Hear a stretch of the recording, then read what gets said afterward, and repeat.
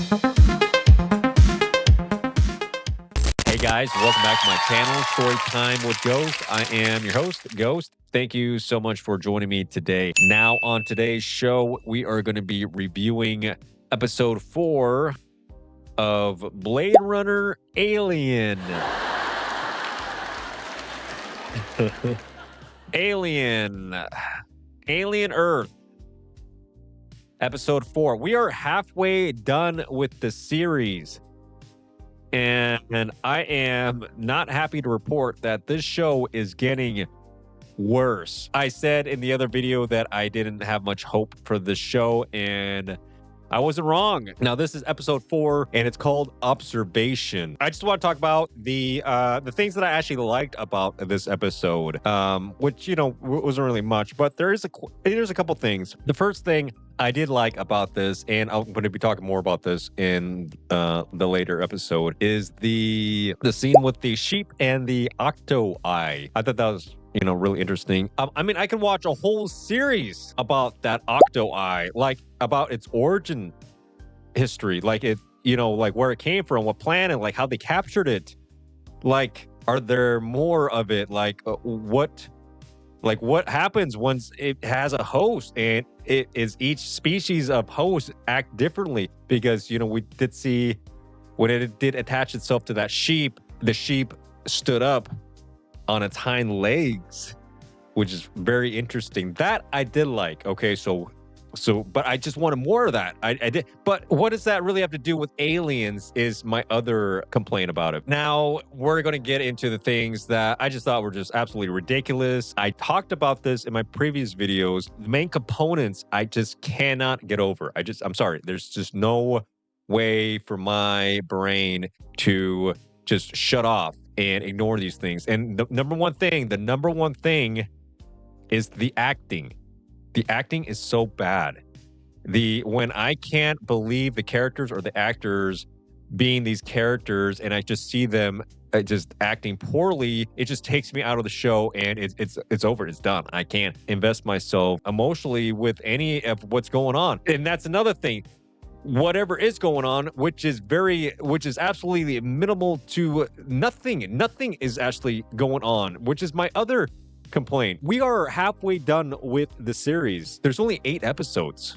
This is episode 4. And in this episode, it was really slow. There wasn't really much going on. There's a lot of talking between two characters, a lot of that going on. And the other exciting scene was with the sheep. And the only other scene of note worth mentioning that was actually kind of exciting or interesting, which again I will talk to at the very end, is the chest burster at the end of the show tonight. Which, okay, that tops it up. That just takes it to another level of stupidity. In the previous episode, when Wendy attacked and decapitated the xenomorph, she fainted, and they made a big deal like she was going to die. Now, in this episode, she wakes up, and we don't get any sort of explanation of what happened or what the xenomorph did to her to have made us concerned that she might have died. Like, the show doesn't do any of that to explain to us what happened to her. All we saw was just some milk. We had a little bit of milk, squeezed milk on her face, and that was the only clue of any sort of physical trauma. So what happened? What did the xenomorph do to her that made her pass out? Now, this episode was just mostly them talking about things that we've already seen. So now we have Wendy being able to talk with the xenomorphs. Are you out of your freaking mind, man? Are you freaking kidding me? So you're telling me that Wendy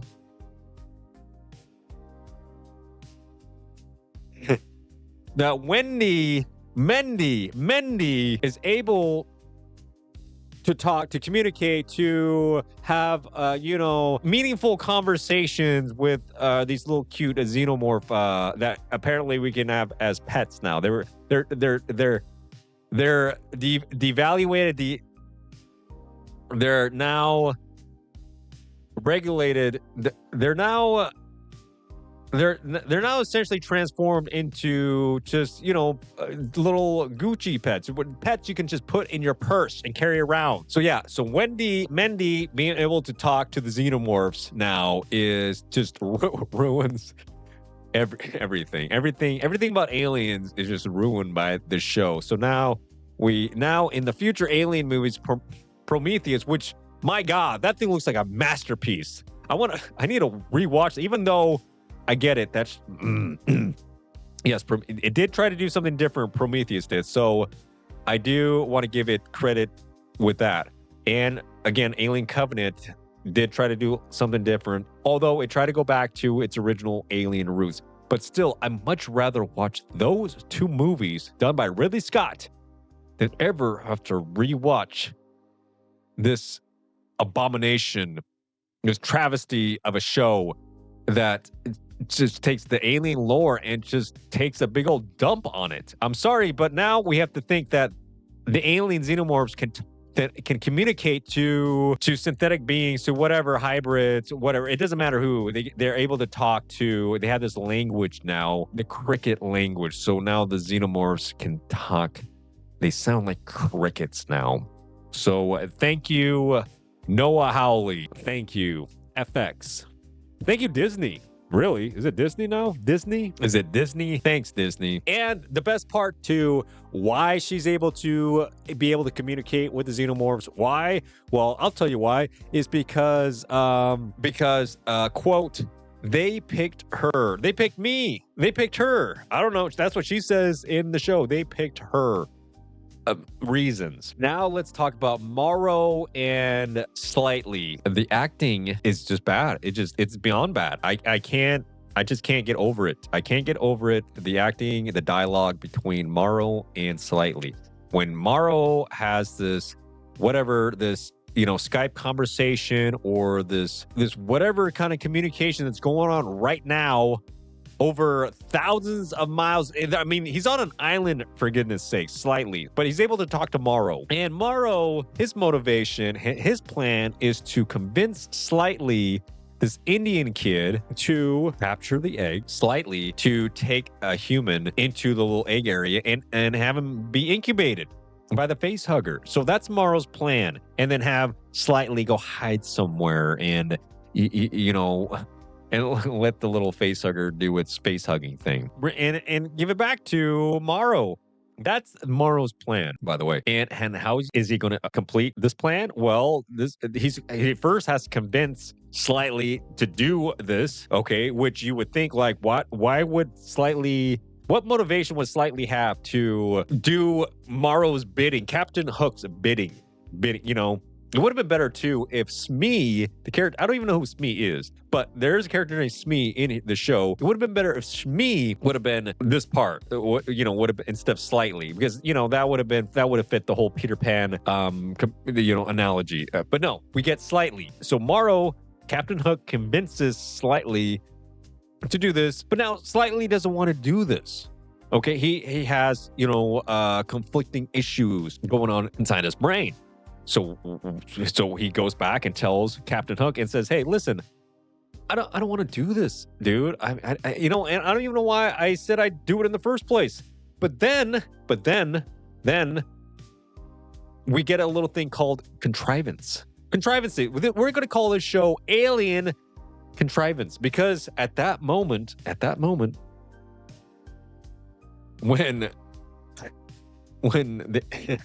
when Slightly goes out to some middle of nowhere on this island and, makes a collect call, whatever, to Morrow and says, "Hey, listen, dude, I don't want to do it." But it just so happens that Morrow kidnapped Slightly's mom. And so she's just sitting there in the kitchen with Morrow. And Morrow is threatening to kill or do something to Slightly's mom. How did he find Slightly's mom, you might ask?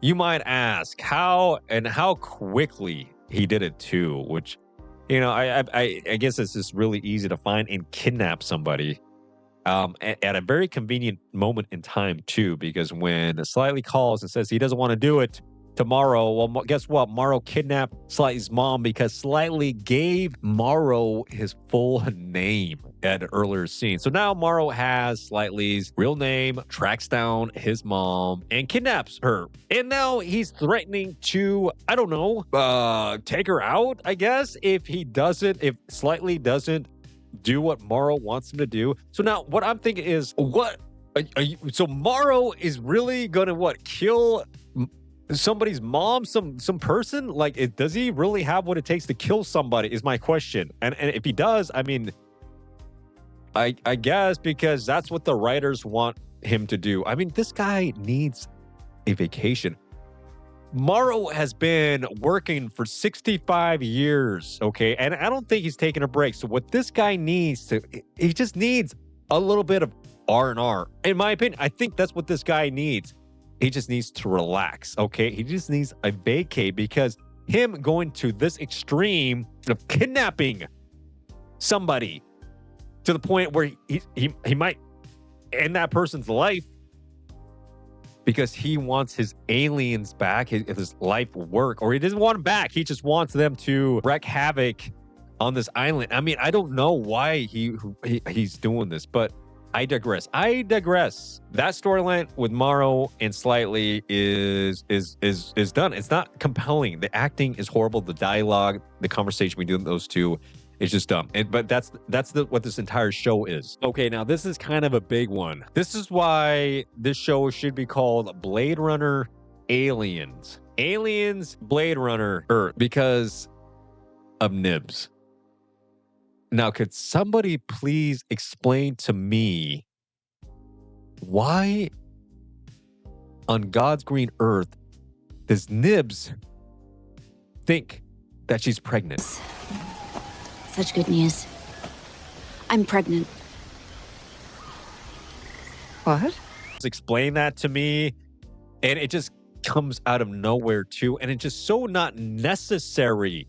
And it adds nothing to the story if we're calling this Alien Earth. Like, what is this show even about now? I thought this show was about Alien and Earth. Okay, so where is the xenomorph? And I get it. We're gonna see it at the end. Coming out of the floating lung. So Nibs attacking the dame chick. So now she's psychotic because that octo-eye tried to attack her, and she's now thinking she's got impregnated by the octo-eye. Is that what's going on? She thinks that she got impregnated. Is that why she thinks she's pregnant? I don't know, but it just doesn't make any sense. It doesn't really add anything. Okay, so Timothy Olyphant, man, he's just wasted in this show. Like, the way he acts, like he's just complete creepo in the background. He deserves better than this. I mean, I don't know why they chose him.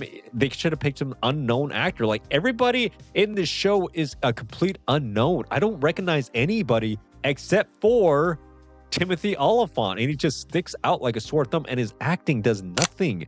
Like, it doesn't. He's just so dead inside. There's no emotion, which that's the point of the character is. But I mean, if that's the point, then he could have been played by any sort of actor, really.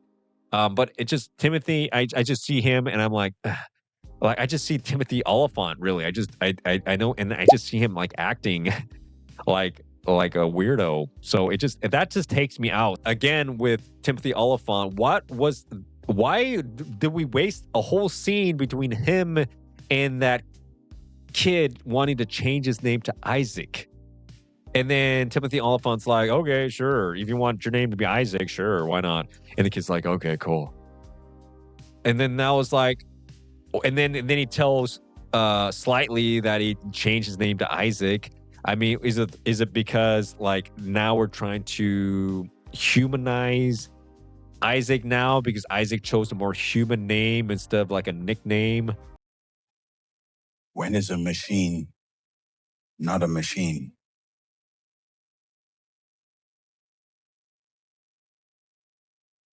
I don't want to talk to you. Is that the point of the scene? But I doubt that, because the level of writing in the show, there is no depth.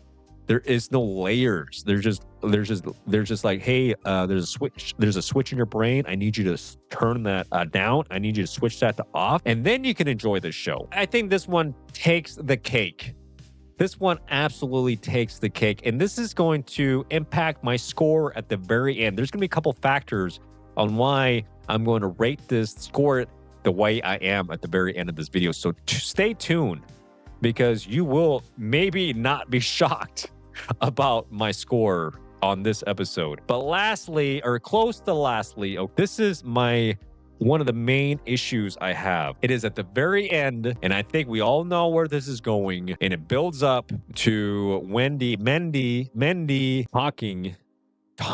We're talking. We're talking to a xenomorph. We're talking to a chest burster. We're talking to a chest burster. What are we doing here, guys? What are we doing? So anyways, we're talking to a chest burster. Mendy is talking to a chest burster. What they're saying, we don't know. We should have subtitles. If she's talking to the face burster, the chest burster, hey, at least we have some subtitles, so at least we know what you guys are talking about. Now we're supposed to empathize, sympathize with these chest bursters, and essentially take them home as pets. They're now pets. We don't, come on, guys. Who cares if they spit acid? Who cares? That's fine. Who cares if they're going to incubate you and use your body as a host, and then essentially you're dead once they pop out of your body? Who cares about that? Who cares? But now now that we can talk to it, now that Mendy has the ability to talk to the xenopets, that's it. I'm done. This show is dead. This show is dead to me. I'm sorry. But who cares? I know. Who cares? It's just a show. We're having fun, guys. We're having fun. This is fun. Aren't we having fun? This is fun. But anyways, that's it. This show is, and I really wouldn't be so passionate about this, really, if I didn't really care about the Alien franchise. I mean, I liked Alien. Aliens were really good. I watched it as a kid. And, Alien 3, come on. It's not the best, but it's still decent. But I would watch that Alien 3 a million times over than ever watching this show ever again. I'm sorry.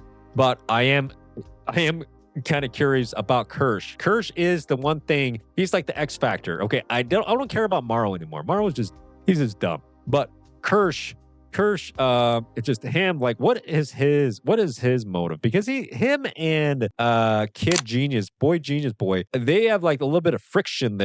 So there's been some theories out there, and I think that's kind of interesting. And I want them to be kind of true, that Kirsch is a Weyland-Yutani spy. At the end, he's just going to like really F shit up. So what needs to happen really is the whole island needs to just blow up. It just needs to go away. Like, this never happened. Like, none of this ever happened. Maybe that's where this is going to go. I am actually curious about what other people are thinking about this show, and I thought this is kind of interesting. So with this episode, according to IMDb, this has like a 7.5 out of 10 stars. Oh my Lord. And then Mr. October, the previous one, has a 7.9. Okay, so I'll give you my rating, my score. So I'm going to base my rating on 3 key factors. Okay, so the first thing I have to say is this: Nibs acting crazy, acting like she's pregnant. Okay, that is so stupid. That to me is dumb. I don't care what the explanation is for that, but her saying that she's pregnant, it's just dumb. Okay, if you like it, great. Okay, if you think this is the best show on the planet, great. And I don't fault you for it. I don't care if you like it or you don't like it. This is my opinions. Now, 2 is really like empathizing or sympathizing with these xenomorphs now. Like, there's moments where Wendy is saying that, she could hear the baby scream, and how would you feel if they did the same thing to you? Like we're supposed to empathize with these xenomorphs. That's fine. That's fine if that's the direction that they're going, but I just don't like that direction, and that's just my opinion. If you like that direction, that's fine. I just don't like that whole idea. It's just dumb. But this is the one that takes the cake, and it's the xenomorph coming out of the lung, and Mendy talking to it and petting it. It's just dumb.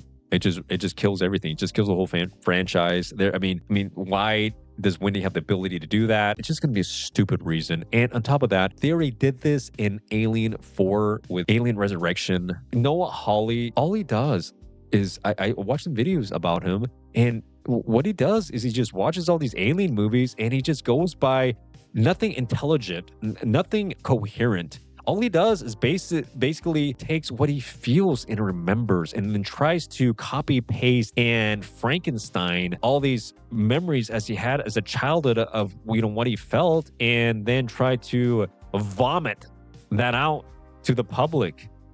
And then he adds like the worst dialogue and acting, and it just does not work. In my opinion, like this is, if you like it, great. But in my opinion, this is one of the worst shows I've ever watched in a while. And this actually reminded me of something too, is I forgot how bad shows can actually be. Because I don't usually watch these type of shows because I don't do reviews on these type of shows. So normally I would just watch something. If I didn't like it, I would just not watch it. And I would just forget about it. But now I gotta follow through with this, which is fine. And it is aliens, so, and I think I would have watched it anyways regardless, but now I'm committed. But I'm just so disappointed. This is just the era of what we're living in.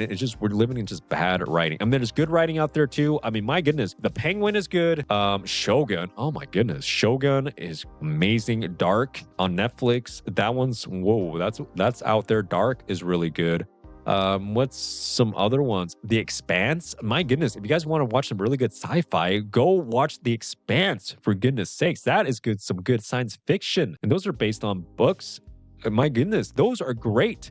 Go watch those shows, but this is not it. This is not it. So after all this, this is my final score. This is my final score, and it should be no surprise to you. I'm basing this at a 1 out of 10, 1 being just a hot pile of steaming dog shit, okay? Hot garbage. And 1 being 10 being like the heaven gates open. This episode is a 1. We got 4 more episodes, guys. 4 more episodes. And then I am working on Peacemaker. I'm trying to do Peacemaker episode 1 or season 2, episode 1. So I am working on that. All right, guys. Thanks for watching. Hope to see you guys again next time. Bye-bye.